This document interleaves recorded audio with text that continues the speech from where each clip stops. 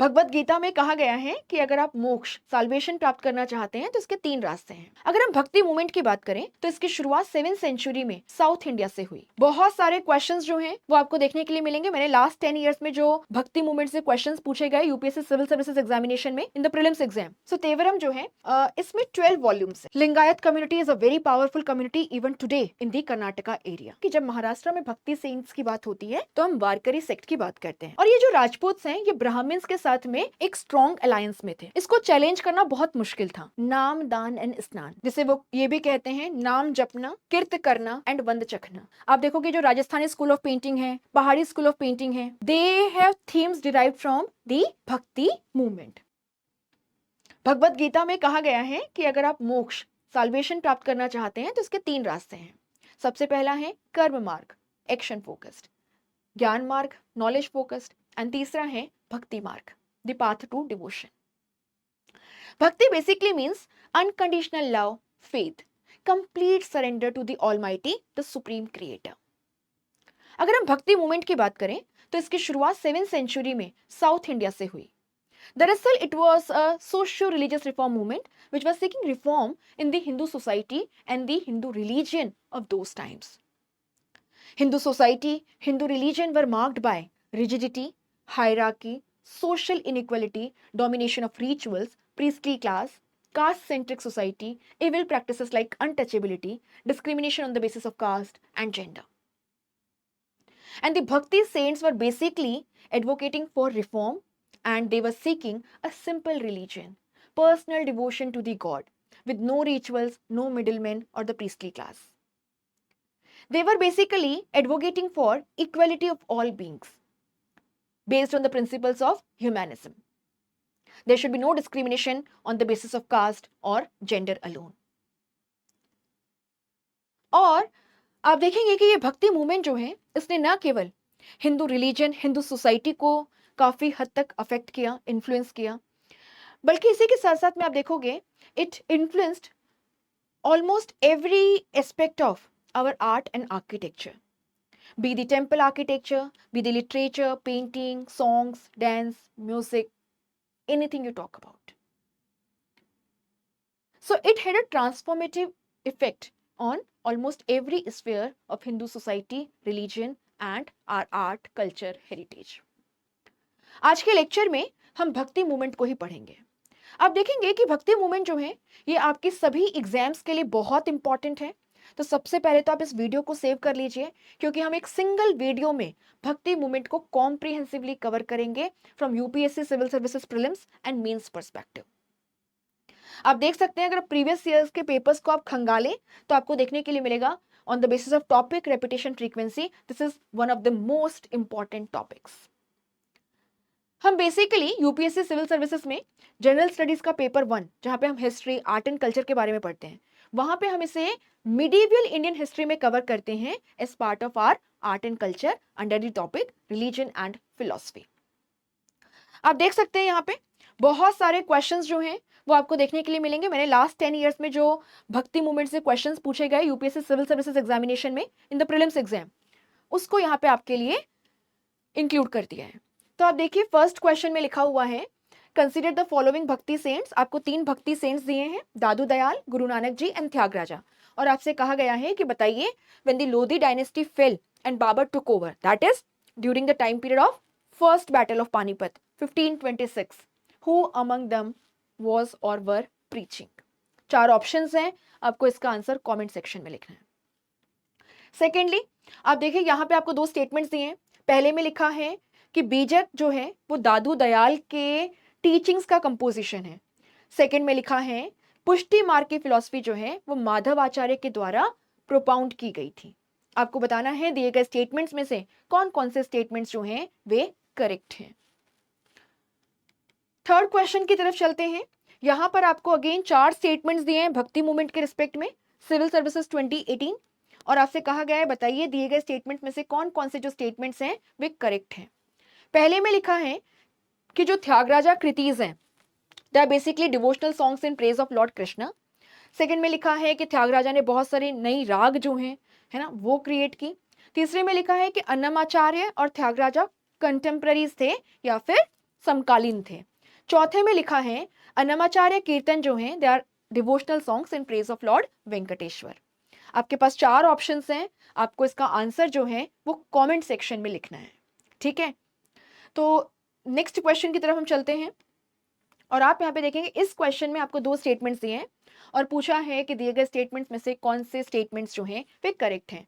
पहले में लिखा है कि संत निम्बारक जो हैं वे अकबर के कॉन्टेम्पररी हैं। दूसरे में लिखा है कि संत कबीर जो हैं वो शेख अहमद सरहिंदी से ग्रेटली इन्फ्लुएंस्ड थे। आपको इसका आंसर कमेंट सेक्शन में लिखना है। देखो, इन क्वेश्चंस को सॉल्व करने में आपको ये वीडियो बहुत मदद करेगा और इसी के साथ आप हिस्ट्री के जो बाकी टॉपिक्स पढ़ते हैं उनकी जो कॉन्टेक्चुअल अंडरस्टैंडिंग है ना, वहां से आपने जो नॉलेज गेन की है वो भी इक्वली आपके लिए यहाँ पर हेल्पफुल होगी। तो आपको थोड़ा सा यहाँ पर इन क्वेश्चंस को देखना है और इनका आंसर करना है कमेंट सेक्शन में। इसके अलावा अगर आप स्टेट पीसीएस या किसी और गवर्नमेंट एग्जाम की तैयारी कर रहे हैं या यूपीएससी जो वेरियस एग्जाम्स कंडक्ट करवाती है जैसे कि सीडीएस, सीएपीएस, है ना, CAPF apart from UPSC civil services, तो उसमें भी ये आपके लिए इक्वली हेल्पफुल होगा। तो आप सभी इस वीडियो को देख सकते हैं। And yes, one more thing before we start bhakti movement, अगर आप जनरल स्टडीज के सभी सब्जेक्ट्स के इंपॉर्टेंट टॉपिक्स की लिस्ट चाहते हैं with a planner and progress tracker, तो इसी वीडियो के डिस्क्रिप्शन में आपको टॉप में एक लिंक दी गई है, आपको बस उस पर क्लिक करना है एंड आपके पास में ये प्लानर एंड प्रोग्रेस ट्रैकर जो है वो आ जाएगा।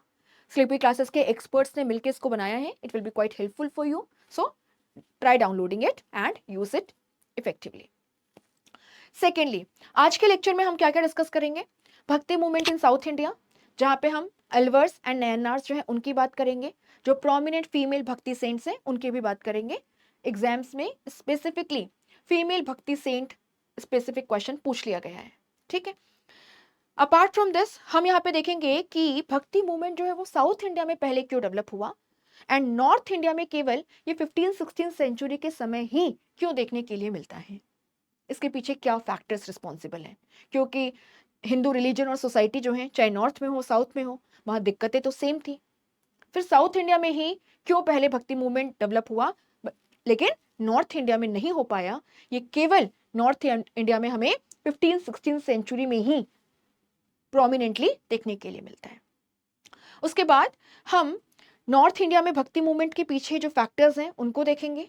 इसी के साथ साथ हम निर्गुण एंड सगुण भक्ति सेक्ट्स जो हैं उनकी बात करेंगे एंड उसके बाद हम जो प्रोमिनेंट निर्गुण एंड सगुण भक्ति सेंट्स हैं उनको डिस्कस करेंगे, उनके रिस्पेक्ट में इंपॉर्टेंट पॉइंटर्स जो हैं जो एग्जाम पॉइंट ऑफ व्यू से रेलिवेंट हैं उन्हें देखेंगे and then at the end we will be discussing the contribution of bhakti movement to Indian culture and heritage, ठीक है। सो इस तरीके से इस टॉपिक में प्रीलिम्स एंड मेंस के पर्सपेक्टिव से भक्ति मूवमेंट आपका कंप्लीट हो जाएगा। Let's begin. सो सबसे पहले भक्ति मूवमेंट इन साउथ इंडिया हम देखते हैं। भक्ति मूवमेंट का ओरिजिन जो है वो 7th सेंचुरी में साउथ इंडिया में हुआ।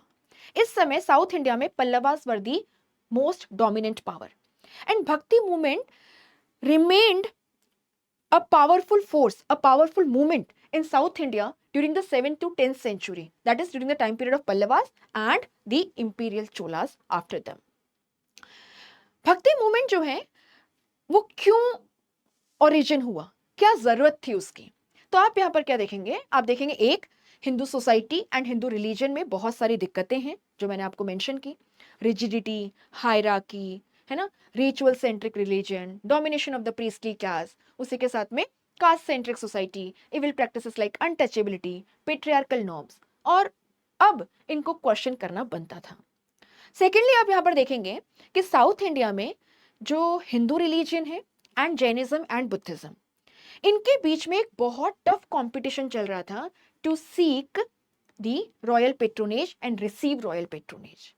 अगर हिंदू धर्म में रिफॉर्म नहीं होता एंड मेजॉरिटी ऑफ लोग सफर करेंगे तो आप देखोगे जैनिज्म और बुद्धिज्म की पॉपुलैरिटी बढ़ती चली जाएगी and they were the one, है ना, they will be the one which will be receiving the royal patronage. So अब आप यहां पर क्या देखोगे कि साउथ इंडिया में जो ब्राह्मणिकल क्लास है धीरे धीरे वो भी रियलाइज कर रही थी कि रिफॉर्म करना बहुत जरूरी है अगर सरवाइव करना है एंड रॉयल पेट्रोनेज मिलता रहे। तीसरा आप यहां पे देखेंगे साउथ इंडिया में ये जो भक्ति सेंट्स हैं अलवर्स एंड नयनार्स जिनके बारे में अभी हम डिस्कशन करेंगे, they were successful in getting support of the Vellars, the rich peasants. अगर rich peasants इन भक्ति सेंट्स को सपोर्ट कर रहे हैं, है ना, इनको पेट्रोनाइज कर रहे हैं, तो रूलिंग क्लास ऑटोमेटिकली करेगी, क्योंकि ये वेल्लार्स जो हैं ये स्टेट के लिए प्राइम टैक्स पेयर्स थे। तो इन्हीं सभी फैक्टर्स को देखते हुए आप देखेंगे कि भक्ति मूवमेंट की शुरुआत हुई साउथ इंडिया में in the 7th century, and during the time period of 7th to 10th century it was in its peak time.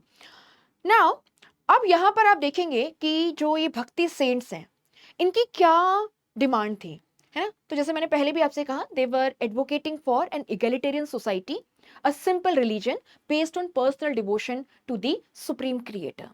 कोई तामझाम मिडिलमैन इनको नहीं चाहिए था।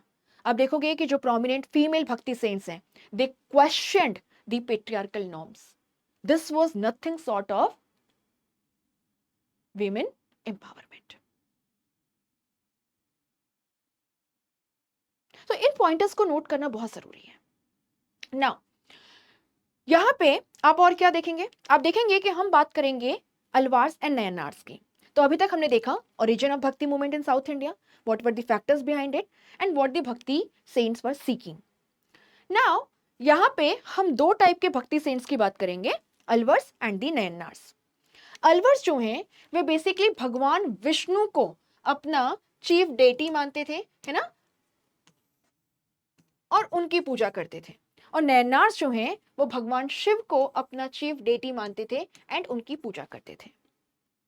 आप देखेंगे इन अलवार्स एंड नयनार्स के बीच में भी एक सेक्टेरियन राइफ जो है वो आपको देखने के लिए मिलेगा, दो both of these sects were seeking reform in the Hindu society and religion almost on the same lines. So they were not only against Jainism and Buddhism, but there was also a strife going on between the Alvars and the Nayanars.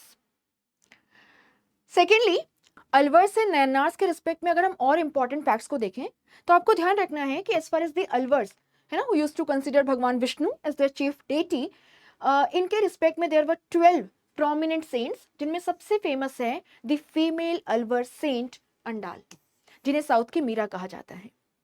अब ये जो भक्ति saints हैं ये अपने chief deity जो हैं उनकी प्रेज में डिवोशनल सॉन्ग्स को कंपोज करते थे। सो जो अलवर्स हैं उनके द्वारा जो डिवोशनल सॉन्ग्स कंपोज किए गए इन प्रेज ऑफ लॉर्ड विष्णु, इनको फाइनली कंपाइल किया गया एक टेक्स्ट इन अलायरा दिव्य प्रबंधम में, and the work is basically credited to Nathamuni the Vaishnavite scholar. Nayanars जो हैं इनमें आपको 63 प्रोमिनेंट नयनार सेंट्स देखने के लिए मिलेंगे, जिनमें Appar, Sambandar and Sundarar they are most famous. अगर हम फेमस नयनार फीमेल सेंट की बात करें तो यहां पर आपको एक नाम ध्यान रखना है, and that is Karaikal Ammaiyar. She openly challenged the patriarchal norms and adopted extreme form of asceticism. So bhakti movement में भी एक्सट्रीम फॉर्म को रिप्रेजेंट करती हैं ये। अब जो नयनार्स हैं they had also composed songs in praise of Lord Shiva. इन्हें फाइनली कंपाइल किया गया एक टेक्स्ट तेवरम में, और आप देखोगे कि तेवरम जो है बेसिकली देवरम, है ना।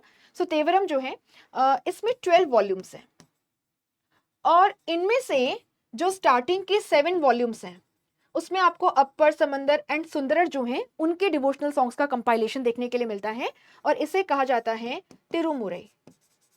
तिरुमुरई ऐसे ही आप देखोगे कि इसमें ही आपको थिरुवाचकम जो है या तिरुवाचकम वो भी देखने के लिए मिलेगा, and yes Periya Puranam which basically has the biography of these 63 Nayanar saints, a work which is credited to Sekilar, is also a part of Tevaram. इसको ध्यान रखिएगा, ठीक है। तो आप देख रहे हैं किस तरीके से, और ये जो वर्क्स हैं ये तमिल लैंग्वेज में, तो आप देख रहे हैं कि जो लोकल लैंग्वेज है, वर्नाक्युलर लैंग्वेज है, और उसमें जो लिटरेचर है उसमें किस तरीके से डेवलपमेंट हो रहा है, म्यूजिक में किस तरीके से डेवलपमेंट हो रहा है as a result of the bhakti movement. इस पॉइंट को आप नोट कर सकते हैं। प्रोमिनेंट जो फीमेल भक्ति सेंट्स है उनका नाम ध्यान रखिएगा, मैंने पहले भी आपसे कहा है एग्जाम में स्पेसिफिकली क्वेश्चन पूछा जाता है। नाउ ये तो अभी तक हमने जो बात की वो हमने बात की with respect to the Tamil Nadu area mostly, और आप यहाँ देख रहे हैं यहाँ पे भक्ति मूवमेंट जो है वो 7th से 10th सेंचुरी वाले टाइम पीरियड में अपने पीक पे था। और यहाँ हमने बात की दो भक्ति, है ना, दो भक्ति सेक्ट्स की, या दो टाइप के भक्ति जो संत हैं उनकी, एक अलवर्स जो बेसिकली भगवान विष्णु को अपना चीफ डेटी मानते थे, विष्णु डिवोटीज। एंड दूसरा जो है, हमने बात की यहाँ पे नयनार्स की, जो भगवान शिवा के डिवोटी थे, उन्हें चीफ डेटी मानते थे। राइट, ठीक है। नाउ अगर हम सेकेंडली आपके कर्नाटका एरिया में भक्ति मूवमेंट की बात करें, तो आप यहाँ पे देखेंगे कि कर्नाटका रीजन में हमें 12th सेंचुरी में लिंगायतिज्म या वीर शैविज्म जो है वो देखने के लिए मिलता है। Lingayat community is a very powerful community even today in the Karnataka area. Now ये लोग खुद को वीर शैविज्म या वीर शैवाज कहते थे, है ना। तो वीर शैविज्म क्यों कहा जाता है? क्योंकि आप देखोगे कि कुछ लोग थे जो खुद को वीर शैवाज कहते थे, that is heroes of Shiva, and they basically used to wear shivling on their left shoulder. और इसी के साथ में ये भगवान शिव की शिवलिंग के फॉर्म में पूजा करते थे, ह्यूमन फॉर्म में नहीं। और यहीं से नाम आया लिंगायतिज्म। सो लिंगायतिज्म या वीर शैविज्म जो है ये 12th सेंचुरी में कर्नाटका एरिया में एक सोशियो रिलीजियस रिफॉर्म मूवमेंट था, जो Hindu society and Hindu religion में रिफॉर्म सीख कर रहा था on the same lines as the Alvars and the Nayanars. इसे आपको नोट करना है। सेकेंडली आप यहाँ पर क्या देखेंगे? आप देखेंगे कि इसके जो फाउंडर हैं वे थे बासव अन्ना और उनके चाचा चन्ना बासव। बासव अन्ना जो हैं ये कालचुरीज के मिनिस्टर थे एंड ब्राह्मण वर्णा से आते थे। डिस्पाइट दिस इन्होंने जो कन्वेंशनल रिलीजन है, उसके जो रिचुअल्स हैं और जो एग्जिस्टिंग सोशल ऑर्डर हैं, उसको ओपनली चैलेंज किया। लिंगायत जो है वे मानते हैं कि after death there is no rebirth, there is no transmigration of soul, and एक बार आपकी डेथ हो जाती है उसके बाद में you are united with Shiva. और इसीलिए लिंगायत जो हैं they do not cremate their dead but they bury their dead, क्योंकि इनका मानना है कि after death the Veera Shaivas will be reunited with Shiva, the source of creation. So they openly deny the rebirth and the transmigration of soul theory, which is one of the important philosophy, है ना, part of the Hindu philosophy. Secondly आप देखोगे कि लिंगायत जो हैं they also do not believe in the karma theory, है ना, they do not believe in the karma theory. इसके अलावा आप देखेंगे they challenge the idea of caste and pollution on the basis of birth in a certain caste, the practice of untouchability openly. They were also advocating for improvement in the status of the women. So basically आप यहाँ पर देखेंगे they were advocating for post puberty marriage, है ना, and also widow remarriage. They questioned the ritual centric Brahminical religion and the domination of the priestly class Brahmins in the religion, the rigidity hierarchy in the religion. सो आपको ध्यान रखना है कि लिंगायत जो हैं वो न रीबर्थ के कॉन्सेप्ट में विश्वास करते हैं, ना ही ट्रांसमाइग्रेशन ऑफ सोल में विश्वास करते हैं, ना ही कर्मा थियरी में विश्वास करते हैं। Secondly, they were against the existing Brahminical social order, the rigidity, hierarchy, and the inequality therein. They were seeking a casteless society, free from evils like untouchability. They were also advocating for improvement in the position or the status of the women and were in support of post-puberty marriage and widow remarriage. तो इसको आपको ध्यान रखना है। और आप यहाँ पे देखेंगे कि बासव हैं और उनके जो फॉलोवर्स हैं ये कन्नड़ भाषा में ही अपनी टीचिंग्स को कंपोज करते थे और इनकी जो सेइंग्स हैं उन्हें कहा जाता है वचन। वचन तो आप देख सकते हैं कि किस तरीके से जो लिंगायत ट्रेडिशन है उसने कन्नड़ लैंग्वेज एंड कन्नड़ में जो लिटरेचर है उसके डेवलपमेंट में कंट्रीब्यूट किया है। अगर हम यहाँ पे बासवन्ना के इंपॉर्टेंट कंपेनियंस की बात करें तो एक है अलामा प्रभु and secondly Akka Mahadevi, she was a female. इसको है ना, इसको नोट कीजिएगा। So Akka Mahadevi was a companion of Basavanna, she is associated with Lingayatism और द वीर शैव ट्रेडिशन। लिंगायत कम्युनिटी अभी भी कर्नाटका में एक बहुत इंपॉर्टेंट एंड पावरफुल कम्युनिटी है, ध्यान रखिएगा। नाउ ये तो ठीक है, अभी तक जो हमने बात की वो हमने कहाँ तक की बात की? हमने बात की कि किस तरीके से भक्ति मूवमेंट जो है उसके चलते आपको साउथ में अलवर्स एंड नयनार्स देखने के लिए मिले, कर्नाटका में आपको वीर शैव ट्रेडिशन या लिंगायतिज्म देखने के लिए मिला which was founded by Basava अन्ना। क्या जो नॉर्थ इंडिया है उसमें कोई भी इस तरीके के रिफॉर्म की डिमांड नहीं हो रही थी? द आंसर इज नो, है ना? There were demands for reform in the Hindu religion and society even in north India. But आप यहाँ पे देखेंगे कि नॉर्थ इंडिया में ये जो नया ट्रेंड शुरू हो रहा था, है ना, of questioning the conventional religion, rituals and seeking reform, इसको बहुत ज्यादा रॉयल पेट्रोनेज नहीं मिल पाया। क्योंकि आप देखेंगे कि अगर हम नॉर्थ इंडिया की बात करें तो यहाँ पे हमें 7th सेंचुरी के बाद सबसे पहले देखने के लिए मिलेंगे गुर्जर प्रतिहारास, एंड उसके बाद में हम देखते हैं Rajput period begins. And north India में राजपूत एंड ब्राह्मण्स के बीच में एक बहुत अच्छी सांठगांठ थी, एक अच्छे खासा अलायंस था। इस अलायंस को चैलेंज करना बहुत मुश्किल था, राइट? सेकेंडली आप यहाँ पर क्या देखेंगे? आप देखेंगे कि लेकिन इसके बावजूद चैलेंजेस जो हैं वो देखने के लिए मिले एग्जिस्टिंग हिंदू सोसाइटी और हिंदू रिलीजन को, and they were from the Nathpanthis, the Siddhas and the yogis. ये नाथपंथी, सिद्धास एंड योगीज जो हैं they were basically questioning and criticizing the conventional religion and its ritual, the existing social order. साथ ही में ये जो नाथपंथीज हैं, सिद्धास हैं, योगीज हैं, they were in support of monotheism, ठीक है, मोनोथिज्म। और इनका क्या मानना था? इनका मानना था कि अगर आपको साल्वेशन चाहिए, अगर आपको मोक्ष चाहिए, तो इसके लिए आपको जो वर्ल्डली लाइफ है उसे रिनाउंस करना होगा, आपको गृह त्याग करना होगा। और ये कहते थे कि एक बार आप एस्थेटिक बन जाते हैं, उसके बाद में you should focus on meditation, because salvation needs intense training of the mind and body through practices like yogasana, meditation, breathing exercises. अगर आप ऐसा करेंगे, it will lead to union of the body and the mind, and ultimately the union with the ultimate reality, and this is what is salvation, right? तो आप इनको ध्यान रख सकते हैं। ये नाथपंथी, सिद्धास एंड योगीज जो हैं, they were more popular among the lower caste of north India, and basically they played a very important role in popularising the concept of devotional religion in case of north India. Now अगर हम अपने next important सब topic की बात करें तो it is the bhakti movement in Maharashtra.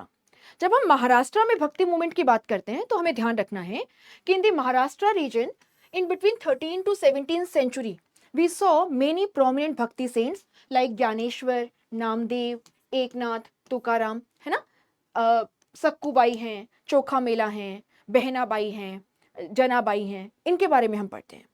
और आप देखोगे कि ये जो भक्ति सेंट्स हैं ये बेसिकली आते हैं वारकरी सेक्ट से, वारकरी सेक्ट से। दरअसल आप यहाँ पे देखोगे कि वारी जो है उसका मतलब होता है pilgrimage, and one who undertakes the pilgrimage Warkari, है ना, तो यहां से आया वारकरी सेक्ट। और आप देखोगे कि ये जो वारकरी सेक्ट के भक्ति संत हैं और वारकरी सेक्ट को फॉलो करने वाले लोग हैं वो आज भी पंढरपुर जाते हैं। महाराष्ट्र में ये जो पंढरपुर है on the banks of the Chandrabhaga river, this is the site of the sacred temple dedicated to Lord Vithoba. So Warkari sect के लोग जो हैं ये बेसिकली भगवान विष्णु की विठोबा स्वरूप में, है ना, जिनको विठल भी कहा जाता है, पूजा करते हैं।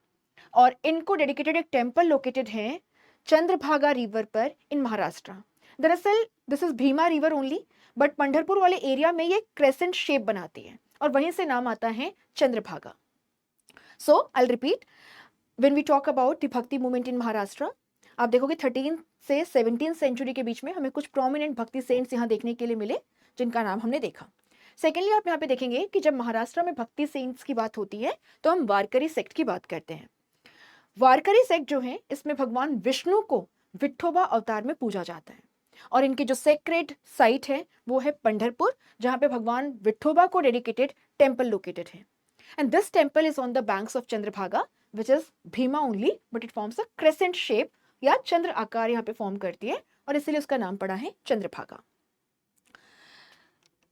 अगर हम यहाँ पे बात करें इन भक्ति सेंट्स के थॉट प्रोसेस की, तो आप देखेंगे they also rejected all forms of ritualism, the domination of the priestly class in the religion, है ना, outward display of religiosity, the social differences, social inequality on the basis of caste, gender etcetera. तो ये आपको यहाँ पर थोड़ा सा ध्यान रखना है ना। इसी के साथ में देवर अगेंस्ट प्रैक्टिसेस लाइक अनटचेबिलिटी। और महाराष्ट्र के जो भक्ति सेंट्स हैं उनका कहना है कि जरूरी नहीं है कि आप भगवान के करीब महसूस करने के लिए अपनी जो वर्ल्डली लाइफ है उसे रिनाउंस करें। आप एक गृहस्थ जीवन व्यतीत करते हुए अपने रोल्स एंड रिस्पॉन्सिबिलिटीज को फुलफिल करते हुए भी साल्वेशन जो है वे पा सकते हैं, है ना। और ये आप कैसे कर सकते हैं? वाया भक्ति, the path of personal devotion. तो इसको आपको थोड़ा सा यहाँ पर ध्यान रखना है। नाउ हम क्या करेंगे, जो आप यहाँ पे देख सकते हैं the Vitthal temple at Pandharpur, उसका image. And yes, bhakti movement का कंट्रीब्यूशन टेम्पल आर्किटेक्चर में जब आएगा तो आप साउथ के रिस्पेक्ट में बृहदेश्वर टेम्पल तंजौर को मेंशन कर सकते हैं, गंगाईकोंडा चोलेश्वर टेम्पल को मेंशन कर सकते हैं। उसी तरीके से आप देखोगे कि महाराष्ट्र का पंढरपुर टेम्पल जो है वो भी आप वहां पर मेंशन कर सकते हैं। सो आप, है ना, अब हम क्या करेंगे, जो प्रोमिनेंट भक्ति सेंट्स है महाराष्ट्र से उनको एक एक करके देख लेंगे, क्योंकि एग्जाम में स्पेसिफिक क्वेश्चंस भी पूछे गए हैं।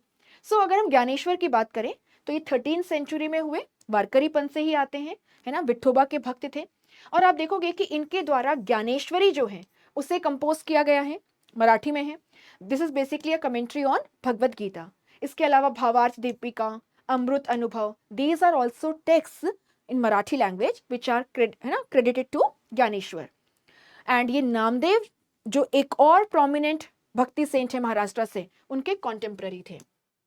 नामदेव की अगर हम बात करें तो आप देख सकते हैं ये 13th 14th सेंचुरी में महाराष्ट्र में ही हुए। सेकेंडली आप यहाँ पे देखेंगे कि नामदेव जो है, कहा जाता है he is the connecting link between the bhakti movement of Maharashtra and the rest of India, है ना, नॉर्दर्न इंडिया स्पेसिफिकली। और इनकी जो टीचिंग्स हैं उनको गुरु ग्रंथ साहिब में भी इंक्लूड किया गया है, ये आपको नोट करना है। सो नामदेव की टीचिंग्स को जो सिखिज्म के सेक्रेड टेक्स्ट हैं गुरु ग्रंथ साहिब, उसमें भी इंक्लूड किया गया है। दद्दूपंथीज जो हैं या दादूपंथीज जो हैं, वे भी इनको अपने रेवर्ड गुरुज में मानते हैं, ठीक है। जिस तरीके से वे कबीर को मानते हैं अलॉन्ग विद दादू दयाल, वे नामदेव को भी अपने रिस्पेक्टेड गुरुज में काउंट करते हैं। नेक्स्ट हम एकनाथ की बात करें तो आप देख सकते हैं वे 16th सेंचुरी में हुए महाराष्ट्र में, है ना, वारकरी सेक्ट से ही आते हैं।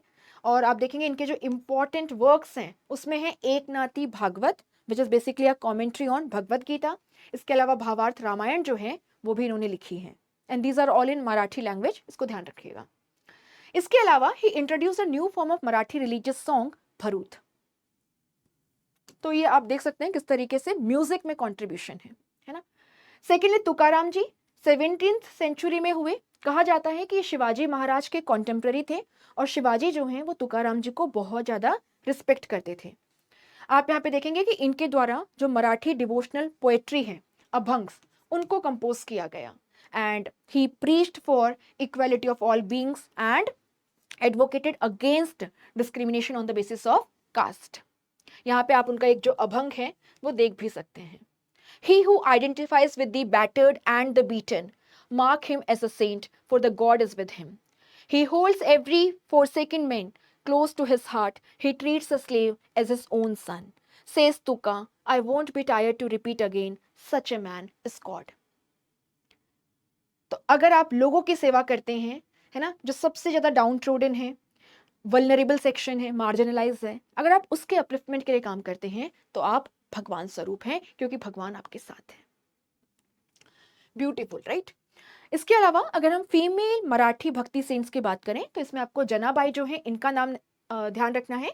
She basically used to work for Sant Namdev, और इनके द्वारा भी बहुत सारे जो मराठी डिवोशनल सॉन्ग्स हैं इन प्रेज ऑफ लॉर्ड विठोबा, उन्हें कंपोज किया गया है।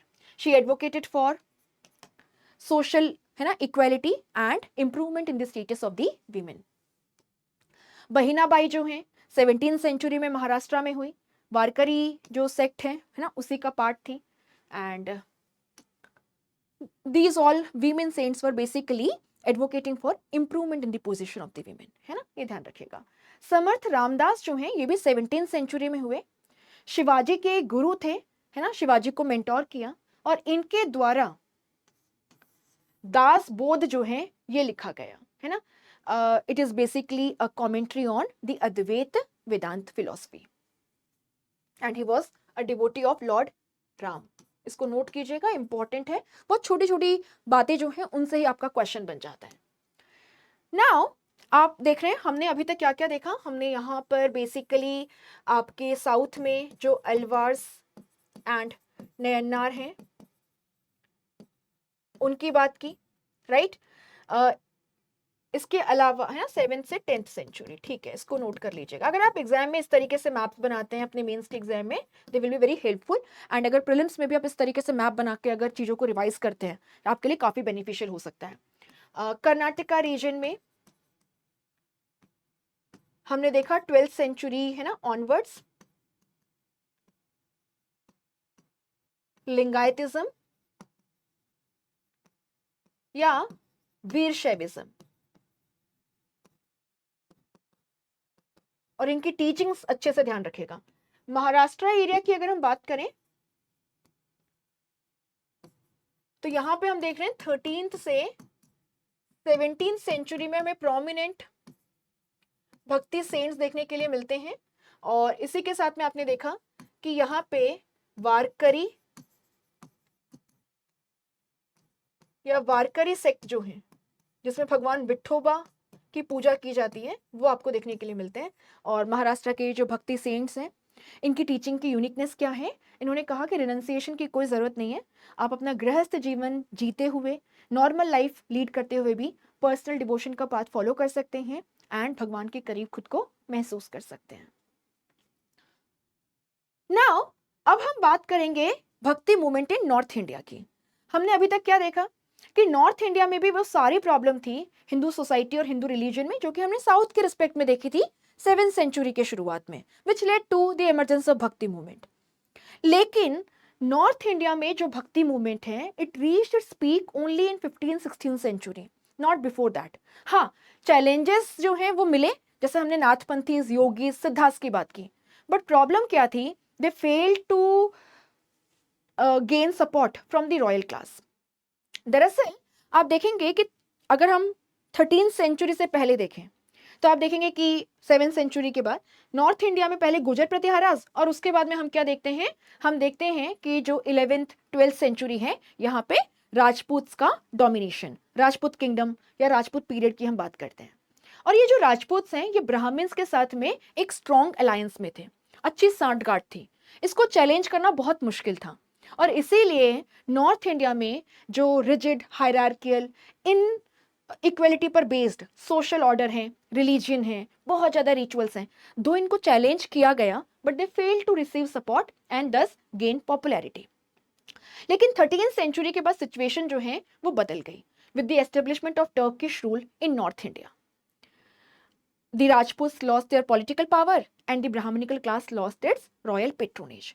और इसका रिजल्ट क्या हुआ आप यहाँ पे देखेंगे, people started challenging the rigid hierarchical Hindu society है ना and the Hindu religion. They started questioning the ritualism, the domination of the priestly class and also evil practices like untouchability. और इस तरीके से आप देखेंगे कि भक्ति मूवमेंट की शुरुआत होती है 13th सेंचुरी के बाद and it reached its peak during the 15th-16th century. Secondly आप देखेंगे with the establishment of Turkish rule हमें यहाँ पर सूफिज्म जो है उसका भी इन्फ्लुएंस देखने के लिए मिलता है and Sufism was also advocating for equality of all beings, Hindu Muslim unity है ना, it was against outward religiosity and was advocating for inner purity है ना, purity in your code of conduct. और किस तरीके से उसके वाया आप अल्लाह या जो भगवान हैं उनके करीब खुद को महसूस कर सकते हैं, उसका भी इन्फ्लुएंस रहा। फिर हमारे यहाँ पर भी आपको पता ही है साउथ इंडिया में भक्ति ट्रेडिशन जो है वो हमें देखने के लिए मिला था 7th सेंचुरी ऑनवर्ड्स, उसका भी इम्पैक्ट है। हमारे जो सेक्रेड स्क्रिप्चर्स हैं जैसे भगवत गीता, वहाँ पे भक्ति की बात हुई है। तो इन सब के चलते आप देखेंगे कि हमें नॉर्थ इंडिया में भक्ति ट्रेडिशन देखने के लिए मिलता है 13th century onwards and it reached its peak during the 15th-16th century, जहां पे हम प्रोमिनेंट भक्ति सेंट्स जैसे गुरु नानक जी हैं, कबीर जी हैं, उनके बारे में पढ़ेंगे। अब नॉर्थ इंडिया में ये जो भक्ति सेंट्स हैं, इनमें से कुछ जो हैं वो हिंदू सोसाइटी और हिंदू रिलीजन का कंप्लीट ओवरहॉल जो है उसकी डिमांड कर रहे थे। वहीं पे कुछ जो हैं आप देखेंगे वे केवल जो लिमिटेड डिमांड है उसको रख रहे थे। उनका कहना था कि जो हिंदू रिलीजियन है it should be basically accessible to all. जैसे तुलसीदास जी हैं, सूरदास जी हैं, they were not openly challenging the existing social order, है ना, the rigid hierarchical social order and the religion, but were saying कि हमें हिंदू रिलीजन को एक्सेसिबल बनाना चाहिए। उधर की तरफ आप देखोगे गुरु नानक जी हैं, कबीर जी हैं, उन्होंने जितनी भी ऑर्थोडॉक्स प्रैक्टिसेस हैं कन्वेंशनल रिलीजन में, है ना, उसके रिचुअल्स में, उनको ओपनली चैलेंज किया। और यहां पर हम देखते हैं कि नॉर्थ इंडिया के केस में हम बात करते हैं निर्गुण एंड सगुण भक्ति सेक्ट्स की। नाउ अगर हम यहाँ पे निर्गुण भक्ति पंथ की बात करें, निर्गुण भक्ति सेक्ट की बात करें, तो यहाँ पे जो भक्ति संत है उनका मानना था कि जो सुप्रीम क्रिएटर है ही इज फॉर्मलेस, उनका कोई आकार नहीं है। दूसरा, ही इज टाइमलेस, अकाल है वो, है ना, वो हमेशा विद्यमान है, वो हर जगह प्रेजेंट है, omni present, he is omni potent, he is timeless, he is formless and he is without any kind of attribute। और इसी ट्रेडिशन से आते हैं नानक जी, कबीर जी। दूसरी तरफ सगुण भक्ति ट्रेंड की अगर हम बात करें तो यहां पे भगवान को एक पर्टिकुलर फॉर्म में कंसीव किया गया, इमेजिन किया गया, है ना, विष्णु के फॉर्म में, कृष्ण के फॉर्म में, राम के फॉर्म में। जैसे रामानंदा जो हैं वो राम के फॉर्म में भगवान को इमेजिन करते हैं और उनकी पूजा करते हैं। सूरदास जी कृष्ण भक्ति से आते हैं, है ना, तो तुलसीदास जी, है ना, राम। तो यहां पर आप देखेंगे कि यहाँ पे भगवान को एक पर्टिकुलर फॉर्म में एंड विद एट्रीब्यूट्स, है ना, उनके साथ कुछ गुण जो हैं, कुछ क्वालिटीज जो हैं, उनको अटैच किया जाता है। और यहाँ पे, है ना, तुलसीदास जी हैं, सूरदास जी हैं, रामानंदा हैं, मीराबाई हैं, ये सभी इंक्लूडिंग चैतन्य महाप्रभु, है ना, ये सब आते हैं सगुण भक्ति ट्रेडिशन से। सो निर्गुण भगवान जो हैं उनके साथ में कोई क्वालिटीज अटैच मत करो, उनका कोई फॉर्म इमेजिन मत करो, वो फॉर्मलेस हैं, वो टाइमलेस हैं, वो ओमनी प्रेजेंट है, ओमनी पोटेंट है। सिखिज्म में हम कैसे ग्रीट करते हैं, सत श्री अकाल, केवल जो टाइमलेस है वो सच है, टाइमलेस इज गॉड। नाउ अगर हम नेचर ऑफ भक्ति मूवमेंट की बात करें तो आप देखेंगे कि नॉर्थ इंडिया में भी प्रोमिनेंटली इन्हीं सारी बातों पे फोकस किया जा रहा था, है ना, personal devotion to God rather than focusing on ritualism और, है ना, the middlemens, the priestly class. Secondly आप यहाँ पे देखेंगे कि they rejected the complex rituals, social hierarchies, है ना, ये आपको बहुत क्लियरली देखने के लिए मिलता है बहुत सारे जो भक्ति सेंट्स हैं उनकी टीचिंग्स में। तो रविदास जो हैं आप देखेंगे कि ये कॉबलर कास्ट से आते थे, कबीर जी जो हैं वो वीवर जुल्हा कास्ट से आते थे, चोखा मेला जो हैं जो बेसिकली हमें महाराष्ट्र से भक्ति सेंट देखने के लिए मिले थे वे आपके महार कास्ट से आते हैं। सो भक्ति सेंट्स जो हैं ये डिफरेंट कास्ट से आते थे, डिफरेंट सोशो इकोनॉमिक बैकग्राउंड से आते थे, डिफरेंट जेंडर से आते थे, and they challenged the existing social hierarchy and the rigidity in the Hindu social order. इसके अलावा आप देखेंगे कि जो कबीर जी हैं, नानक जी हैं, they were also advocating for equality of all beings. So they, है ना, advocated for personal devotion, they rejected the complex rituals, the existing social hierarchies, और यहाँ पे बेसिकली जो लोकल लैंग्वेज है, वर्नाक्युलर लैंग्वेज है, उस पर फोकस किया गया, उसके माध्यम से मैक्सिमम लोगों तक पहुंचने की कोशिश की गई। आप देखेंगे यहाँ पर आपको, है ना, various forms of devotional practices जो हैं वो देखने के लिए मिलते हैं, जैसे कि आपका नाम स्मरण, है ना, नाम स्मरण या नाम जपना सिखिज्म में गुरु नानक जी कहते हैं। आप देखोगे इसके अलावा हम यहाँ पे संकीर्तन की बात करेंगे, जब हम इनकी बात करेंगे श्रीमंत शंकर देव की, हम यहाँ पे सत्संग की बात करेंगे, है ना, तो इन सब चीज़ों को आपको यहाँ पे ध्यान रखना है ना, and they also contributed to the development of music and dance.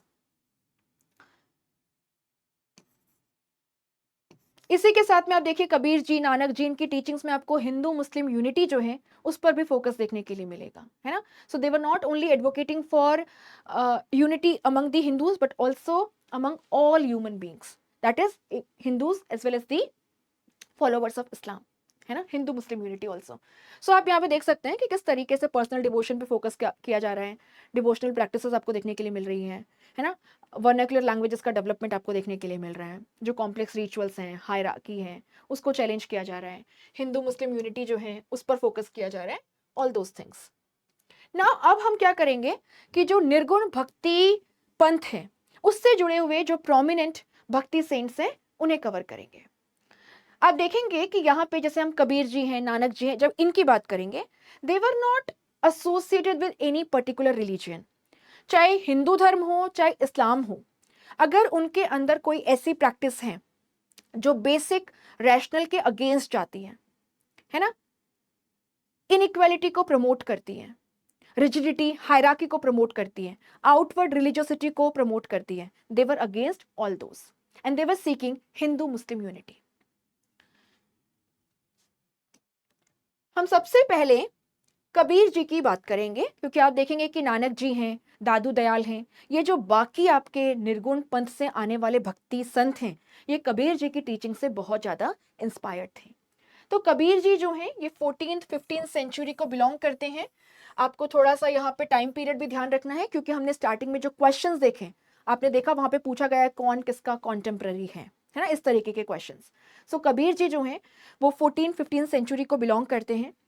कहा जाता है इनका जन्म जो है वो एक विडोड, है ना, ब्राह्मण फैमिली में हुआ। तो basically he was born to a Brahmin widow and then he was brought up by a Muslim weaver family, और इसीलिए कहा जाता है कि ये जुल्हा कास्ट से आते हैं।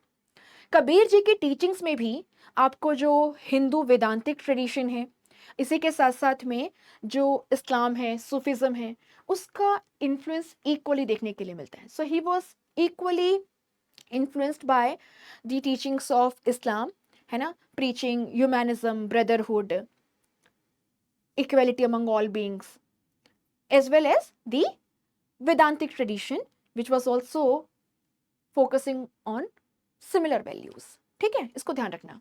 इनफैक्ट मैं आपको यहाँ पर अगर बताऊं तो आप यहाँ पे देखिएगा कबीर जी जो हैं वे भगवान को अलग अलग नाम से पुकारते हैं, और इसमें वो अल्लाह, खुदा, हजरत, पीर कहते हैं। तो कभी वेदांतिक ट्रेडिशन को फॉलो करते हुए वे अलग, है ना, निराकार, ब्रह्मा, आत्मा, इन शब्द का भी इस्तेमाल करते हैं।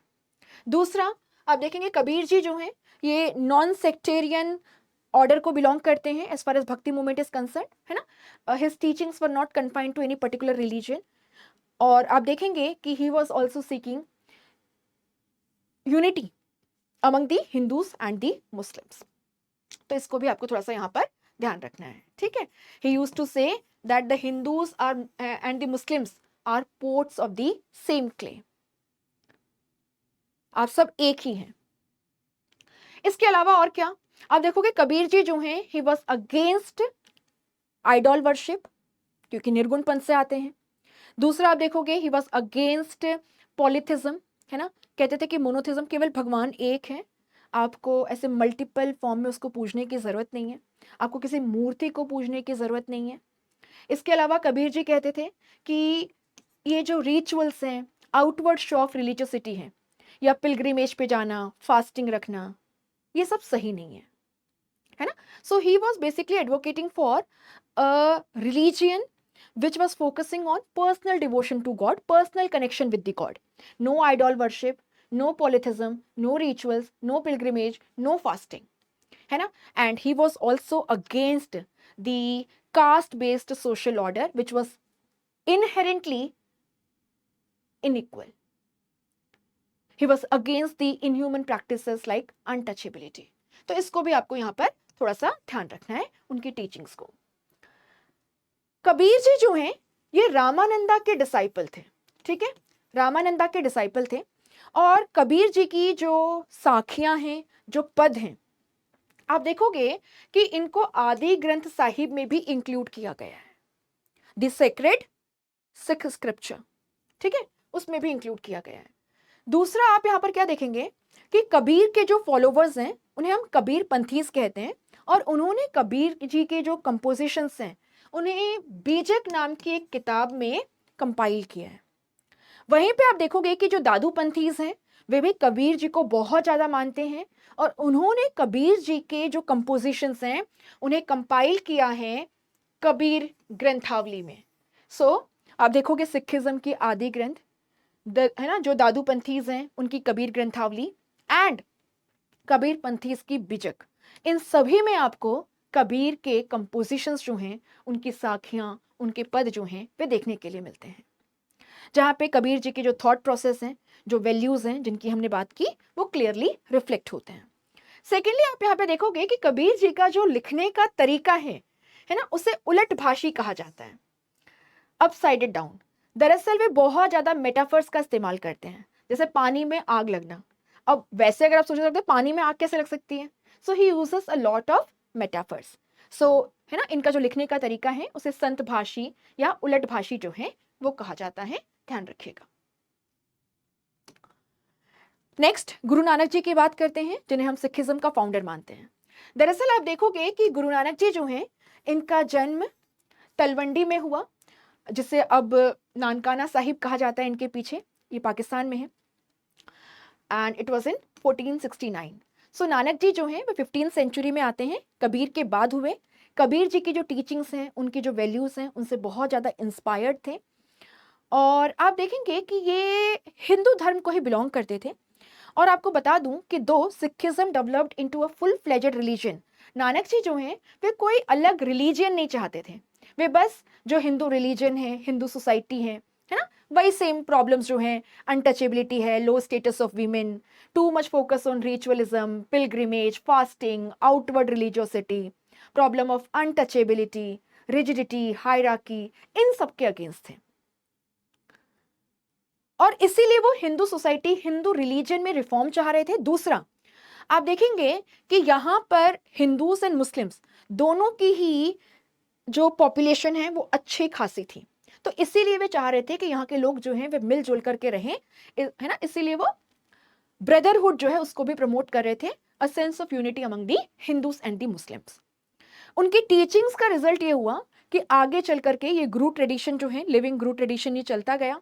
और आप देखेंगे कि जब आपकी गुरुमुखी स्क्रिप्ट जो है ये पहले एग्जिस्टेंस में आई, और उसके बाद में आपका जो आदि ग्रंथ साहिब है, ये जो 5th गुरु हैं अर्जुन देव, उनके द्वारा कंपाइल किया गया। एंड देन हम देखते हैं कि गुरु गोविंद सिंह जी जो हैं 10th Guru, the last living Guru in the main Sikh tradition. उसके बाद तो गुरु ग्रंथ साहिब जो है उसी को, है ना, गुरु माना जाता है, इसीलिए गुरुद्वारा भी कहते हैं हम। तो आप यहाँ पर देखेंगे कि, है ना, उसके बाद आप जैसे कि आपका एक गुरुमुखी स्क्रिप्ट आ गई, है ना, फिर उसके बाद में आप देखेंगे अमृतसर जो है it became their holy site, sacred site, and इसके बाद आप देख रहे हैं कि आपकी आदि Granth Sahib and then Guru Granth Sahib sacred book आ गई, एंड धीरे धीरे आप देखोगे Sikhism developed into a full fledged religion, but initially it was a sect within Hinduism. So Guru Nanak जी कोई अलग रिलीजन एस्टेब्लिश नहीं करना चाह रहे थे, इस बात को आपको ध्यान रखना है। गुरु नानक जी, जैसे हमने पहले भी आपसे कहा, नॉन सेक्टेरियन भक्ति ऑर्डर से आते हैं, किसी भी पर्टिकुलर रिलीजन स्पेसिफिक नहीं है इनकी टीचिंग्स, है ना, इन जनरल मानवता की भलाई के लिए है, ह्यूमन सेंट्रिक है।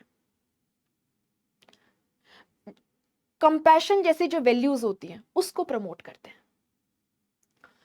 साथ ही में निर्गुण भक्ति ट्रेडिशन से आते हैं, क्योंकि आप यहां पर क्या देखेंगे, आप देखेंगे कि भगवान को कहते हैं वो टाइमलेस है, वो फॉर्मलेस है, वो बहुत शक्तिशाली है, वो सब जगह प्रेजेंट है, लेकिन वो उसको किसी पर्टिकुलर फॉर्म में, है ना, या कुछ पर्टिकुलर क्वालिटीज के साथ में नहीं देखते हैं, वो है सुप्रीम क्रिएटर। सो नानक जी जो हैं वे, है ना, यही सारी बातें कर रहे थे जो मैंने आपको बताया, और उनका कहना था कि आप आउटवर्ड रिलीजियोसिटी से ज्यादा आपका जो इनर प्योरिटी है, आपका जो कोड ऑफ कंडक्ट है, उसको सुधारने की कोशिश कीजिए, और आप अपने आप खुद को भगवान के करीब महसूस करेंगे। उसके लिए कोई फास्टिंग, रिचुअल, पिलग्रिमेज पे जाने की जरूरत जो है वो ऐसा सच आपको नहीं है। इसके अलावा आप यहां पर देखेंगे कि गुरु नानक जी जो हैं उन्होंने कॉन्सेप्ट दिया लंगर, पंगत एंड संगत का। Langar, collective cooking and sharing of food. Pangat means सभी लोग, चाहे वो किसी भी कास्ट से आते हों, किसी भी सोशो इकोनॉमिक बैकग्राउंड से आते हों, साथ में बैठ के खाना खाएंगे. It was basically challenging the untouchability, है ना, the hierarchy present on the basis of caste in the Hindu society. इसी के साथ में कलेक्टिव डिसीजन मेकिंग इज संगत.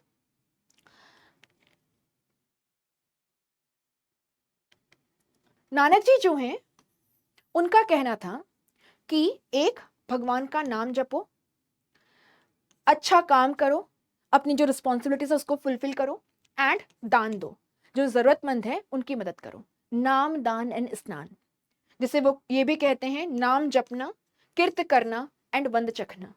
बस इतना आपको करना है.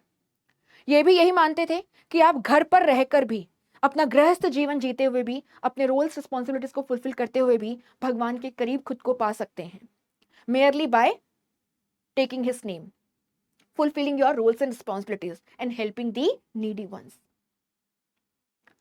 इनका कहना था जिए का एक दाता, there is only a single creator, we all are his creation, thus he was seeking equality among all human beings.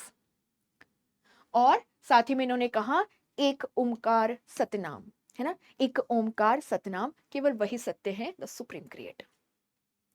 सो ये है नानक जी की टीचिंग्स. उसके, है ना, नानक जी जो है वो कबीर जी की टीचिंग से बहुत इंस्पायर्ड थे. सेकेंडली हम बात करेंगे यहाँ पे दादू दयाल जी की. आप देखेंगे कि जिस तरीके से नानक जी कबीर जी की टीचिंग से बहुत इंस्पायर्ड थे, इन्फ्लुएंस थे, दादू दयाल जो हैं वे भी कबीर जी की टीचिंग से बहुत इंस्पायर्ड थे. और इसीलिए दादू दयाल के जो फॉलोवर्स हैं, दादू पंथीज, उन्होंने कबीर जी की साखियां और पद जो हैं, उनके जो कंपोजिशंस हैं, उन्हें कंपाइल किया कबीर ग्रंथावली में, है ना. तो इसको आपको ध्यान रखना है. तो हम देख रहे हैं कबीर जी 14-15 सेंचुरी, नानक जी जो हैं इनकी हमने 15 सेंचुरी में बात करी है. और आप देखेंगे कि नानक जी जो हैं वे एक बार बाबर से मिले थे, और बाबर जो है वो नानक जी और उनकी जो टीचिंग्स हैं, उनकी जो सेइंग्स हैं, उनसे बहुत इंस्पायर हुआ था. सो जो क्वेश्चन है उसका आंसर आपको मिल गया होगा. नाउ दादू दयाल जो हैं, आप देख सकते हैं कि ये 16th सेंचुरी से आते हैं. दरअसल दादू दयाल जो हैं इनका जन्म एक ब्राह्मण मर्चेंट फैमिली में हुआ, और ये जो हैं कॉटन क्लीनर की तरह काम करते थे शुरुआत में. अहमदाबाद की बात है. सो दादू दयाल जो हैं इनका जन्म अहमदाबाद में हुआ, एक ब्राह्मण मर्चेंट फैमिली में, in the 16th century, and he used to work as a cotton cleaner earlier. He was influenced a lot by Kabir ji. और आप देखेंगे कि आगे चल करके इन्होंने राजस्थान जो है उसको अपना बेस बनाया, है ना, जयपुर जो है उसको अपना बेस बनाया. सो जो राजस्थान का धूधाड़ रीजन है ना, द एरिया अराउंड जयपुर, वहां पे आपको दादू दयाल जी की बहुत ज्यादा फॉलोवरशिप जो है वो आज भी देखने के लिए मिलेगी. दादू दयाल जो हैं ये भी आपके नॉन सेक्टेरियन ऑर्डर से आते हैं, निर्गुण भक्ति सेक्ट जो है उसको बिलोंग करते हैं. दरअसल Dadu means elder brother and Dayal means the compassionate one. तो ये नाम जो है ये इनके फॉलोवर्स ने इनको दिया होगा, ऐसा माना जाता है. इनकी जो टीचिंग्स हैं उनमें आपको कबीर जी और नानक जी की जो टीचिंग्स हैं उनकी झलक क्लियरली देखने के लिए मिलेगी. तो आप यहाँ पे देख सकते हैं वे क्या बात कर रहे हैं, है ना. So devotion to gods should transcend religious और सेक्टेरियन एफिलिएशन. तो ये नॉन सेक्टेरियन ऑर्डर से आते हैं. इनकी टीचिंग्स किसी रिलीजन स्पेसिफिक नहीं है. दूसरा आप यहाँ पर क्या देखेंगे, आप यहाँ पे देखेंगे ही was also advocating for equality among all beings and also unity among the Hindus and the Muslims. He rejected the Vedas, है ना, divisions on the basis of caste, or practices like untouchability, external form of worship, visiting the temples, है ना, और the pilgrimage sites, fasting, etc. इनके followers आश्रम में रहते हैं और इन आश्रम्स को थम्बास कहा जाता है, ठीक है. एंड है ना, जो दादू पंथीज हैं ये स्ट्रिक्टली वेजिटेरियनिज्म को फॉलो करते हैं. They abstain from drinking any kind of intoxicating substance और consuming any kind of non vegetarian food. Dadu Panthis में आपको एक एसिटिक कंपोनेंट भी देखने के लिए मिलेगा. तो कुछ लोग जो हैं वो गृह त्याग करके आप देखेंगे कि इन आश्रम का हिस्सा बन जाते हैं। दादू दयाल जो है वो अकबर के कॉन्टेम्पररी थे and he was highly rewarded by Akbar, इसको ध्यान रखना। नाउ हम सगुण भक्ति ट्रेंड की तरफ चलते हैं और यहां पे हम सबसे पहले बात करेंगे रामानंदा की। रामानंदा जो है जैसे कि आप यहां पे देख पा रहे हैं 14th सेंचुरी में हुए एंड ये रामानुज आचार्य जो हैं उनके फॉलोवर थे इनिशियली, लेकिन आगे चल करके आप देखेंगे कि इन्होंने अपने खुद के एक भक्ति ट्रेंड की नींव को रखा, Banaras and Agra being most important centres. और आप देखोगे कि इन्होंने संस्कृत को छोड़ा और इसी के साथ में हिंदी लैंग्वेज में प्रीच करना शुरू किया। द फर्स्ट भक्ति सेंट टू डू सो। इसी के साथ में आप देखेंगे कि नॉर्थ इंडिया में इन्होंने जो राम कल्ट है उसको शुरू किया, अदरवाइज जो कृष्णा कल्ट है वो बहुत पॉपुलर था। सो आपको ध्यान रखना है कि रामानंदा जो है ये 14th सेंचुरी से आते हैं। सेकेंडली ये रामानुजाचार्य के फॉलोवर थे शुरू में, लेकिन फिर आप देखोगे कि इन्होंने अपने खुद के है ना एक सेक्ट की फाउंडेशन को रखा, बनारस एंड आगरा इसके इंपॉर्टेंट सेंटर्स बने और ये हिंदी में प्रीच करते थे। नॉर्थ इंडिया में इन्होंने राम कल्ट को पॉपुलराइज किया और साथ ही में आप देखोगे कि रामानंदा जो है he is regarded as the connecting link between the bhakti movement of South India and the North India. Ramanujacharya जिन्होंने विशिष्ट अद्वैत का कॉन्सेप्ट दिया है, ठीक है, ध्यान रखिएगा। एंड वो भी कहते हैं bhakti is the path to salvation, वहां पे कृष्णा भक्ति पे फोकस है। आप यहाँ पे देखेंगे रामानंदा जो है वे राम कल्ट को फॉलो कर रहे हैं, तो इसको नोट कीजिएगा।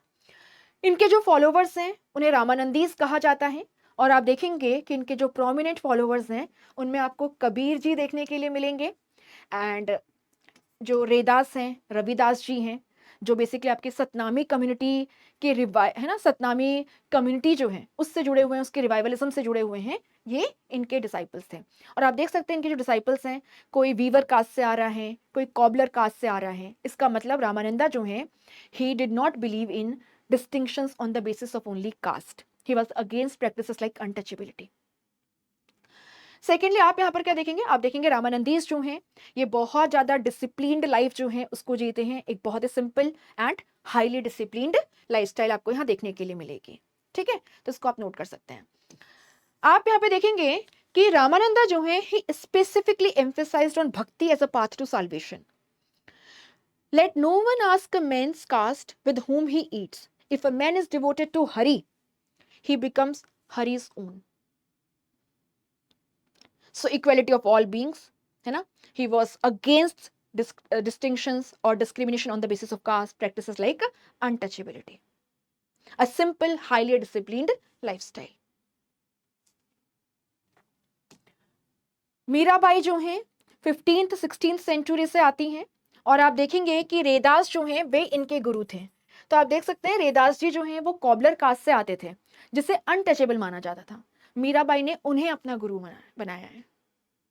तो इस तरीके से जो एग्जिस्टिंग सोशल हायरार्कीज हैं, कास्ट के बेसिस पे जो डिस्क्रिमिनेशन है, अनटचेबिलिटी जैसी प्रैक्टिसेस हैं, इनको चैलेंज किया जा रहा था बाय दीज भक्ति सेंट्स। मीराबाई जी जो हैं आपको पता है भगवान कृष्ण की भक्त थी, है ना, मेरो तो गिरिधर नागर दूजो ना कोई। तो पूरी लाइफ अपनी इन्होंने समर्पित कर दी थी भगवान कृष्ण को। और जिस तरीके से इन्होंने मेवाड़ के घराना को ठुकरा करके वृंदावन में जाकर के अपना बेस एस्टेब्लिश किया था, वो बताता है कि किस तरीके से she was an epitome of women empowerment. She challenged the patriarchal norms. Mirabai के जो भजन हैं, है ना, मारवाड़ी में बहुत फेमस है and she is from 15th-16th century. So हम यहाँ पर क्या देख रहे हैं, रामानंदा 14th सेंचुरी से हैं। कबीर जी जो हैं वो 14th-15th सेंचुरी से हैं। कबीर जी से इन्फ्लुएंस्ड है नानक जी जो 15th-16th सेंचुरी को बिलोंग करते हैं, बाबर के कॉन्टेम्पररी हैं।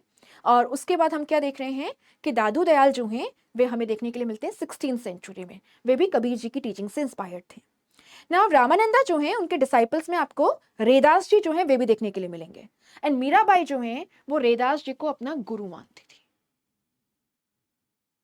ठीक है। सूरदास जी, है ना, जिन्होंने सूरसागर, सूर सरावली, साहित्य लहरी लिखा, जिसे है ना, जिन्हें बेसिकली हिंदी पोएट्स के अष्टचाप ग्रुप में भी इंक्लूड किया गया है। कृष्ण भक्ति से जुड़े हुए हैं। आपको पता है सूरदास जी जो हैं वे जन्म से ही अंधे थे, है ना। सो 15-16 सेंचुरी से ही सूरदास जी भी आते हैं। असम में अगर हम भक्ति ट्रेडिशन की बात करें तो इसको यहाँ पे पॉपुलराइज किया श्रीमंत शंकरदेव ने। तो 15-16 सेंचुरी में आपको असम में श्रीमंत शंकरदेव देखने के लिए मिलेंगे। और आप यहाँ पे देखेंगे इन्होंने असम में भक्ति कल्ट को पॉपुलराइज किया in the form of Vaishnavism. Srimanta Sankardev जो हैं इनकी टीचिंग्स जो हैं वे भगवत गीता एंड भगवत पुराण पर बेस्ड थी, इसीलिए इनकी टीचिंग्स को हम भगवती धर्म कहते हैं, भगवती धर्म कहते हैं। और आप यहाँ पर क्या देखेंगे, वे विश्वास करते थे कंप्लीट सरेंडर, है ना, unconditional love and faith for भगवान विष्णु। इन्होंने नाम कीर्तन जो है, recitation of the names of the Lord, इसको बहुत पॉपुलराइज किया। सत्संग जो है जहां पे सब लोग मिल करके गाया करते हैं, उसको भी पॉपुलराइज करने में श्रीमंत शंकरदेव जो हैं उनका एक इंपॉर्टेंट रोल है। तो इस पॉइंट को भी आप नोट कीजिएगा। इसके अलावा इन्होंने जो नामघर या प्रेयर हॉल्स हैं उनको एस्टेब्लिश किया, जहां पर जो वैष्णवाइट फॉलोवर्स हैं वे जाकर के पूजा करते हैं। इसके अलावा वैष्णवाइट मोनेस्ट्रीज जो हैं, सत्राज, इन्हें भी इन्होंने एस्टेब्लिश किया for transmission of the spiritual knowledge. और यहाँ पे आप देखोगे कि जो लोग वैष्णविज्म को अडॉप्ट कर लेते थे, है ना, एसेटिसिज्म को अडॉप्ट कर लेते थे, they use to basically be a part of the Sattra. और यहीं पे जो सतरिया फॉर्म ऑफ डांस है वो डेवलप हुआ, which is one of the important classical dances from India. इनका जो एक मेजर कंपोजिशन है वो है कीर्तन घोष, इसे ध्यान रखिएगा। और इनकी टीचिंग्स का एसेंस क्या है, एक Sharan Naam Dharma, supreme surrender to the one. इसको ध्यान रखिएगा, सारे पॉइंटर्स बहुत इंपॉर्टेंट हैं, एज इट इज आपके एनसीईआरटी में दिए हुए हैं। नेक्स्ट, अगर हम बंगाल में भक्ति ट्रेडिशन की बात करें तो यहां पर हम बात करते हैं जयदेव की, जिन्होंने गीत गोविंद लिखे। सो जो लक्ष्मण सेन है, सेन डायनेस्टी के लास्ट इंपॉर्टेंट रूलर, आप देखेंगे जयदेव जो हैं उनके कोर्ट पोएट थे। एंड आप समझ ही गए होंगे इन्होंने गीत गोविंद लिखी है संस्कृत में, तो ये बेसिकली आते हैं आपके वैष्णव ट्रेडिशन से। इसके अलावा इन्होंने जो मैथिली डायलेक्ट है उसमें भी कुछ सॉन्ग्स को कंपोज किया है। विद्यापति जो हैं ये इंपॉर्टेंट पोएट हैं, चांदीदास इंपॉर्टेंट पोएट हैं, चैतन्य महाप्रभु हमारे लिए सबसे ज्यादा इंपॉर्टेंट है।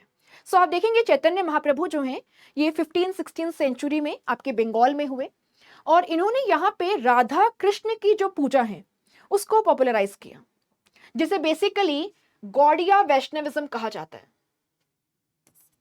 गौड़िया वैष्णविज्म, आपको पता होगा कि बंगाल जो है उसे हम गॉड के नाम से जानते थे, है ना, मिडिवल टाइम्स में। सो वहीं से आया Gaudiya Vaishnavism, the Vaishnavism which was popular in the Bengal region, जहां पे राधा कृष्ण की पूजा होती है। और यहीं से इंस्पायर्ड है आपका इस्कॉन मूवमेंट। तो इसको थोड़ा सा ध्यान रखिएगा, ठीक है। हरिदास जी जो हैं वे चैतन्य महाप्रभु के ही डिसाइपल थे, और आप देख सकते हैं he disregarded caste, religion, sex distinctions, है ना, but at the same time conservative है, did not openly question the Brahmanical hegemony. Universal brotherhood पर फोकस किया, जैसे कि आप यहाँ पे देख पा रहे हैं, है ना। एंड इन्होंने संकीर्तन जो हैं जहाँ पे डांस और म्यूजिक साथ किया जाता है उसको बहुत ज्यादा पॉपुलर बनाया, तो इसको नोट कीजिएगा यहाँ पर। एंड बेसिकली जो गौड़िया वैष्णविज्म है उसकी जो प्रेयर है उसे कहा जाता है Shikshashtakam. This is credited to Chaitanya Mahaprabhu and it consist of 8 verses, और इसीलिए नाम है शिक्षा अष्टकम। अष्टकम इज 8, शिक्षा इज टीचिंग्स। कुछ और प्रोमिनेंट भक्ति सेंट्स की अगर हम बात करें तो इसमें है गुरु घासीदास जी, जो छत्तीसगढ़ से आते हैं, 18th-19th सेंचुरी को बिलोंग करते हैं। और आप देखोगे कि जो सतनामी पंथ है उसको पॉपुलराइज करने में इनका एक इंपॉर्टेंट रोल रहा। कबीर जी ने सतनाम का कॉन्सेप्ट दिया, है ना।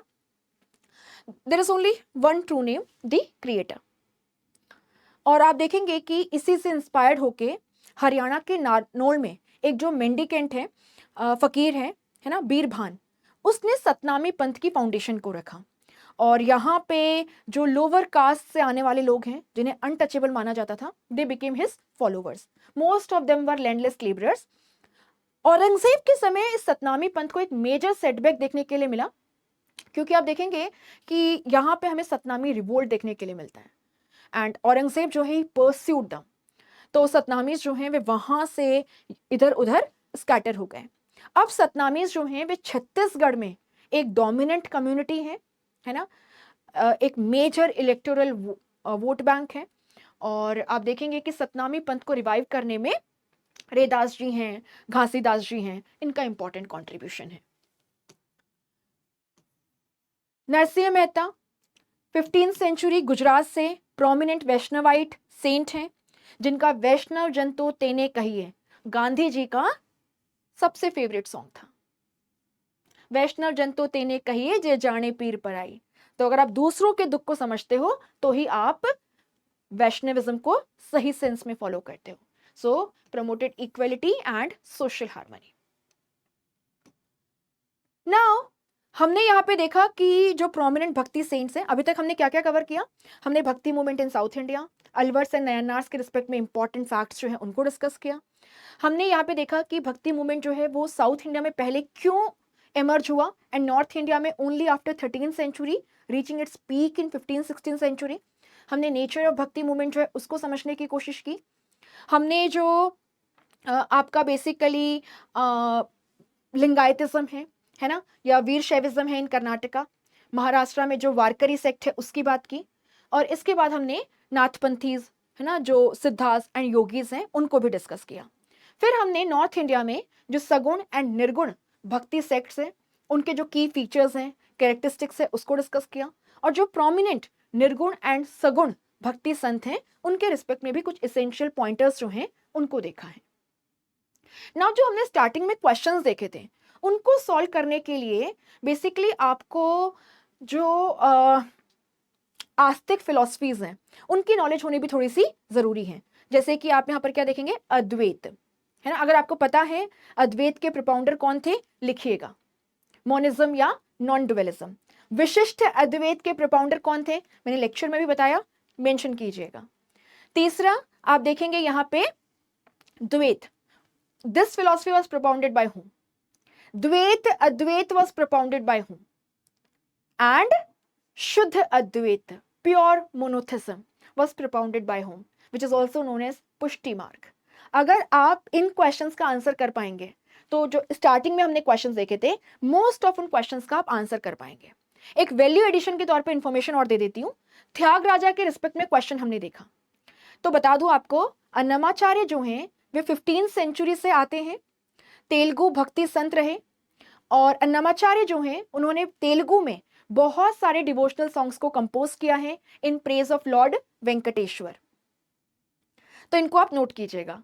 सेकेंडली अगर हम त्यागराजा की बात करें तो आप देखेंगे त्यागराजा 18th सेंचुरी से आते हैं, राम भक्ति जो है उसको फॉलो करते थे। And he has written Tyagaraja kritis in praise of Lord Ram. तो इन पॉइंटर्स को नोट कर लीजिएगा। And yes, he also composed several new ragas and contributed immensely to the development of the Carnatic form of classical music. Pancharatna kritis जो हैं they are credited to Tyagaraja and they are in praise of Lord Ram. So मुझे लगता है कि हमने majority of things जो है उनको डिस्कस कर लिया है। शेख सरहिंदी की अगर मैं बात करूं तो वे अकबर के कॉन्टेम्पररी हैं, राइट? तो इन सब के बेसिस पे भी आप आंसर कर सकते हैं। चलो मैं आपको बता देती हूं, अद्वैत फिलॉसफी जो है उससे जुड़े हुए हैं आदि गुरु शंकराचार्य, और वो कहते हैं knowledge is the path to salvation. आत्मा जो नॉर्मल बींग्स हैं एंड ब्रह्मा जो सुप्रीम क्रिएटर हैं, उनमें कोई डिफरेंस नहीं है। Everything is an illusion, only Brahma is the सत्य।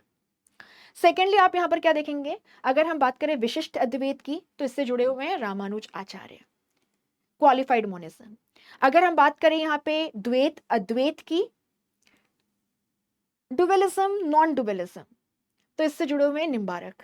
द्वैत फिलॉसफी, ड्युअलिज्म, आत्मा और परमात्मा अलग है, क्रिएटर और क्रिएशन में किसी तरीके की बराबरी नहीं हो सकती, माधवाचार्य। एंड शुद्ध अद्वैत, पुष्टि मार्ग, कि आत्मा और ब्रह्मा में, भगवान में और नॉर्मल लोगों में कोई अंतर नहीं है। आप वे सारी क्वालिटीज अपने अंदर एक्सपीरियंस कर सकते हैं जो आप भगवान से जोड़ते हैं, अगर आप भगवान को सेल्फलेस तरीके से सर्व करते हैं।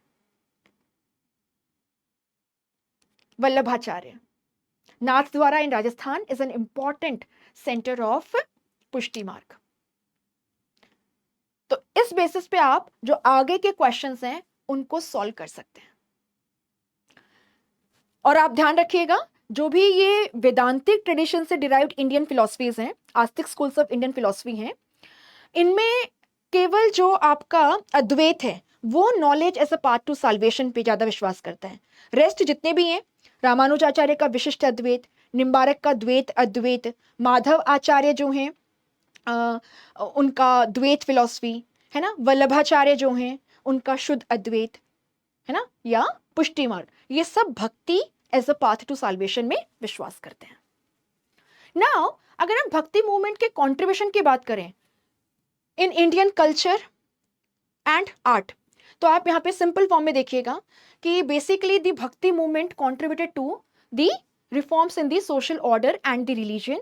हमने इसकी बात बहुत अच्छे से कर ली है, because they challenged the hierarchies based on caste, gender है ना, and advocated for inclusivity, social harmony, social equality, and they also had an impact on the social religious reform movement which will emerge in the 19th century India. ये आपको बहुत सारे जो भक्ति saints हैं, जिनमें से कुछ का नाम यहाँ मेंशन्ड है, उनकी टीचिंग्स में क्लियरली देखने के लिए मिलता है। इसके अलावा आप यहाँ पे देखेंगे they also advocated for Hindu Muslim unity है ना, रिलीजियस सिंक्रेटिज्म, कबीर जी, नानक जी की टीचिंग्स में ये बहुत क्लियरली आपको देखने के लिए मिलेगा। They also contributed to the development of vernacular languages and literature in those languages. So हमने बात की नलायरा दिव्य प्रबंधम की, हमने बात की तेवरम की, तिरुमुरई, तिरुवाचिकम, पेरिया पुराणम, तमिल लैंग्वेज, हमने बात की वचन्स की, कन्नड़ लैंग्वेज में लिंगायतिज्म से जुड़े हैं। हमने जब वारकरी सेक्ट की बात की तो हमने मराठी लैंग्वेज में जो लिटरेचर है उसकी बात की है ना, ज्ञानेश्वर की जैसे ज्ञानेश्वरी है। इसी तरीके से हमने और भी कई सारे जो वर्क्स हैं उनको डिस्कस किया। उसके बाद आप देखते हैं कि आपका जो नॉर्थ इंडिया में भक्ति ट्रेडिशन है उसकी अगर हम बात करें तो वहां पर भी आप देखेंगे कि जो अवधी भाषा है, ब्रज भाषा है, उनका एक्सटेंसिवली यूज आपको देखने के लिए मिलेगा। Narsinh Mehta Gujarati, Mirabai Marwari. Apart from this आप देखोगे कि चैतन्य महाप्रभु जो हैं है ना, और जो बाकी बंगाल से आने वाले भक्ति सेंट्स हैं, they also popularised Bengali language. तो इस तरीके से आप देख सकते हैं कि किस तरीके से जो रीजनल लैंग्वेजेस हैं और उनमें लिटरेचर है उसको बहुत ज़्यादा सपोर्ट जो है वो मिला है फ्रॉम दी भक्ति मूवमेंट। इसी के साथ में आप देखोगे कि जो म्यूजिक है इट ऑल्सो डेवलप्ड इमेंसली। हमने भरूत की बात की है ना, हमने बात की अभंग्स की मराठी लैंग्वेज में, हमने इसके अलावा संकीर्तन की बात की है ना, जिसको बहुत पॉपुलराइज किया चैतन्य महाप्रभु ने। हमने सत्संग की बात की, कॉन्ग्रीगेशनल सिंगिंग, श्रीमंत शंकर देव जी।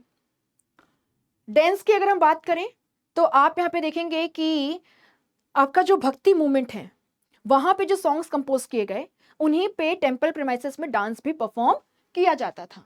तो ये सब जो है आप नोट कर सकते हैं। पेंटिंग्स आप देखोगे जो राजस्थानी स्कूल ऑफ पेंटिंग है, पहाड़ी स्कूल ऑफ पेंटिंग है, they have themes derived from the भक्ति मूवमेंट, राइट।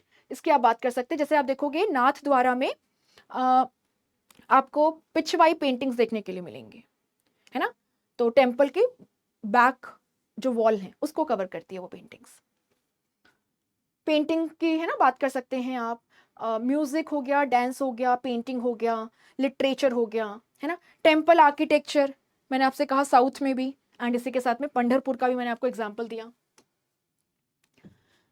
इसके अलावा आप यहाँ पर क्या देखोगे कि भक्ति जो संत हैं जैसे कि रामानुज आचार्य हैं, माधव आचार्य हैं, वल्लभाचार्य हैं, निम्बारक हैं, they also contributed to philosophical enrichment है ना, enrichment of the Hindu philosophy. So did the निर्गुण भक्ति sect. जो वैल्यूज हैं, compassion, truthfulness, selfless service, humility, detachment from materialism, ये आपको मल्टीपल भक्ति संत जो हैं उनकी टीचिंग्स में देखने के लिए मिलती हैं. जैसे कबीर जी, वंद चखना, है ना, कृत करना, स्नान. तो कबीर, सॉरी गुरु नानक जी, सॉरी गुरु नानक जी जो हैं वे क्या बात कर रहे हैं? गुरु नानक जी जो हैं वे कह रहे हैं स्नान, है ना. आप जो हैं वंद चखना, मतलब basically helping the needy ones. तो है ना, उनकी टीचिंग में आपको कंपैशन जो है वो क्लियरली देखने के लिए मिलता है. इसके अलावा भी आप देखोगे कि बाकी सब जो हैं वे भी बात करते हैं सेल्फलेस सर्विस, ट्रूथफुलनेस, ह्यूमिलिटी, इन सब की. सो चाहे हमारा सोशो रिलीजियस ऑर्डर हो गया, हमारी फिलॉसफी हो गई, है ना, हमारे एथिक्स हो गए, हमारा जो लिटरेचर है वो हो गया, आर्ट में डांस है, म्यूजिक है, पेंटिंग है, आर्किटेक्चर है, सब जगह पे आपको भक्ति मूवमेंट का इम्पैक्ट जो है वो क्लियरली देखने के लिए मिलता है. So the point that we need to keep in mind is that the bhakti movement was not merely a religious upheaval, it was a transformative cultural renaissance, focusing on values like personal devotion, social equality, vernacular expression, ethical living. It also equally influenced the developments in culture and art. So Bhakti movement was basically a major event as far as the Indian society and culture is concerned. अगर आपको ये lecture पसंद आया है तो इसको जो भी कोई इससे बेनिफिट उठा सकता है उसके साथ ज़रूर शेयर कीजिएगा. एंड इसके अलावा लाइक कर सकते हैं आप, शेयर कर सकते हैं, मुझे कमेंट सेक्शन में बता सकते हैं. आप मुझे बता सकते हैं कि आप और किस टॉपिक पे वीडियोस चाहते हैं, क्या आपको ये लॉन्ग वीडियोस पसंद आ रही हैं. एंड अगर आपको, है ना, हमारी वीडियोस पसंद आती हैं, हमारा कंटेंट पसंद आता है, बाकी लोगों को भी इसको सजेस्ट कीजिएगा. एंड अगर आपने अभी तक स्लीपी क्लासेस को सब्सक्राइब नहीं किया है तो सब्सक्राइब करके बेल आइकन प्रेस कर दीजिए, आपको सभी क्लासेस का नोटिफिकेशन आ जाएगा. Thank you so much.